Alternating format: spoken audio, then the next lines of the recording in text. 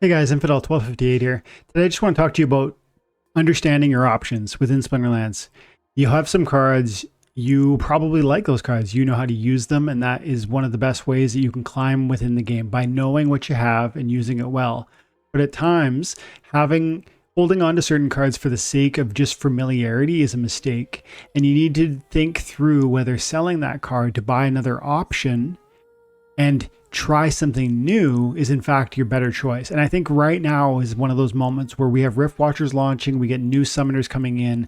There's this excitement to what they could represent, and there's both an opportunity for huge price appreciation on that kind of mini set, because remember, Riftwatchers is smaller than Chaos Legion. So in some sense, though, they potentially have a greater opportunity for price appreciation than some of your Chaos Legion summoners. And it pays to think through whether you hold on to Chaos Legion, Untamed, or even beta summoners at a moment when there's 6 new ones out there that might really change and unlock great new potential for your Splinterlands playing experience. So I want to look at some of the cards. I want to talk through the values of what the older ones are versus what some of the newer ones are. You can think through, at least as of now, October 4th, whether it would make sense to pull the trigger on some of these trades. But this is the sort of thing you need to think through for yourself at all times, whether not just on summoners either, on key monsters for your favorite splinter. Because as there's new monsters, there's always new ways to think through how you can win. And again, you don't want to hold on to cards for familiarity's sake, just because you know it, just because you're used to it. That's a bad idea. Not to say that I think holding an old card is a bad idea. It is a great idea, because then those investments usually appreciate because they are limited in nature. But I'm saying to grow and maximize your returns from rank reward play, you want to see your deck grow in complexity and in options. And so if you can sell one asset and buy 2 to replace it, you get a diversity of options, a multitude of options that can unlock greater success, not to mention collection power. So let's look at some of the examples. And before we do, though, my name is Dwayne Cunningham. I go by Infidel 1258, but you can just call me 12. And we cover Splinterlands on this channel all day, every day. I noticed about 26% of you guys who watch the videos regularly are not subscribed. So if that's you, please consider subscribing, especially if you feel like you're here every day anyways. When we get to some big numbers like 7,500 or 10,000, I definitely want to celebrate with some significant giveaways. So keep that in mind, and let's get into it. So, I mean, it's not rocket science. If you have an old card like a Tarsa, which is not old, it's still currently being released in the form of Chaos Legion, but it is older than the new Riftwatchers summoner, you might have an option to trade. Maybe you don't like Tarsa. I argue Tarsa is not that good.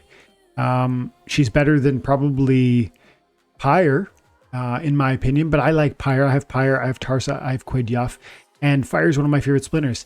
So thinking through in a moment like this, maybe I get rid of one of them or 2 of them and start putting it into Riftwatcher cards, because there's some amazing cards over there, including the new Enrage summoner, Scargore from the Riftwatcher set. This one is one of my favorites, and I'm slowly acquiring more of it. I noted the other day that the price has begun to tick up on this one from where it started a week ago. Some of the other summoners have fallen, like Dallin, Aquatus, Fernheart, and even Thisba have gone down in price. And so when those prices start reaching certain floors, that's where this conversation arises. Like Dallin was triggering me a little bit. $3 a pop. You only need 46 copies to get a max. 3 times 50 is $150. So for less than $150, I probably get a max level Dallin. And I like the Death Splinter, and I like Cripple. So I do think this is one of the weaker epics available here, but the question has to be asked. If I want to put $150 into a Death Summoner, maybe that's the play. So on that note, what if I was to liquidate one of my other Death Summoners? What if I own, from the Death Splinter, I own Thaddeus Brood in both gold foil and regular foil version. I own, where's the other one? I own Contessa Lament. And this one looks at first sight like you think, oh wow, $4 a pop times 115. That'd be a big sell. Well, not really, because look, there's somebody here giving it away for $1.44 per BCX, so 165.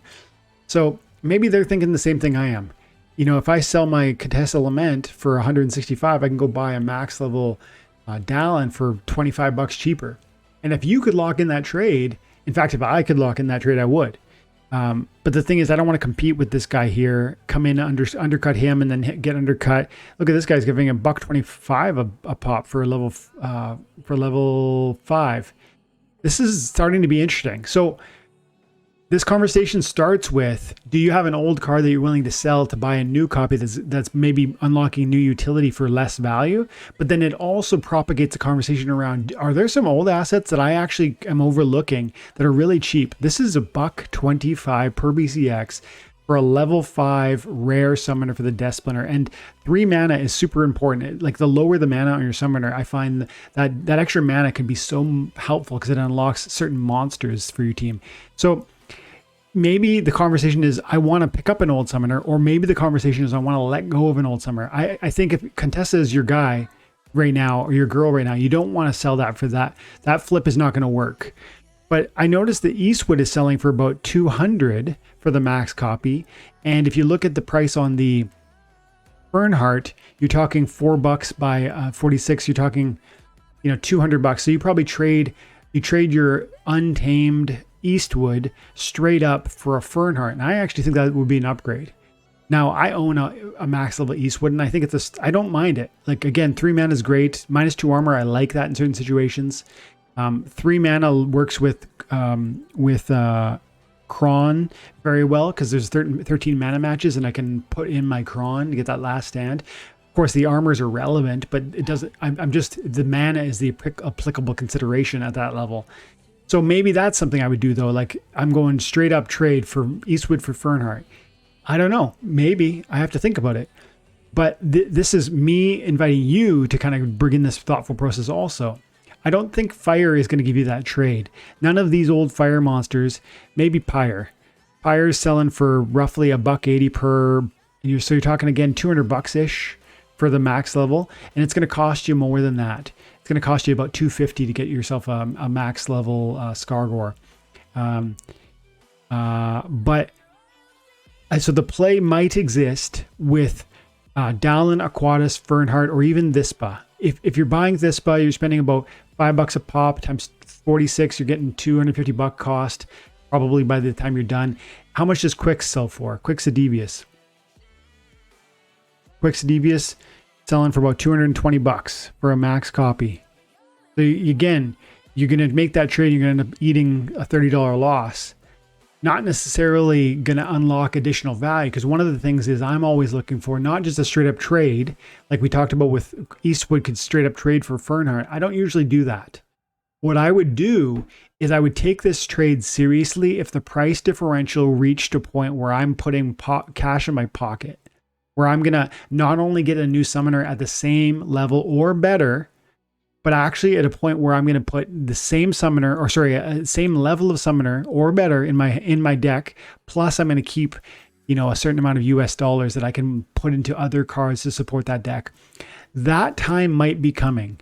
And I think as we see more and more supply come online for Riftwatchers, I suspect you see the prices of these summoners come down. And not only these summoners, but actually these monsters as well. So I just encourage you guys to be cognizant of, one, what is your deck all about? Which splinters do you prefer and are your main go-tos? From those splinters, which cards are key to your success? Of those cards, which ones can most easily be replicated through some of these new Riftwatcher cards?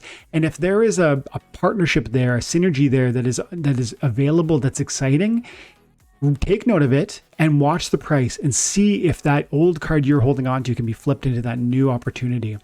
I think this is a moment that happens every time we get a new deck, and it's unfolding right in front of you. And some of you are going to see it and others are going to miss it. And so I recommend you just take note of that. And even not just what your deck does well right now and trying to replicate that for cheaper value, but actually looking at where your deck falls short. Do you lack a tank healer? Do you lack some support monsters that are really key? Are you missing a key tank for your favorite splinter? Well, there might be a new supplementary card that you can add to this deck, to your deck through Riftwatchers, that represents that utility for you, as well as maybe a financial opportunity to move out of an old card that's worth potentially more into a new card that's worth substantially less. And I think those prices will tick down as we see more and more of those packs being sold. And so the opportunity haven't even fully begun yet, but I think they might be unfolding in front of us as we see more and more of these Riftwatcher packs sell. So that's it for me. What do you think about that one, guys? Are there any cards you're really eager to acquire that you're actually selling and moving from one to a new, from an old to a new monster or summoner? I'd love to see that in the comments. Have an amazing day. God bless.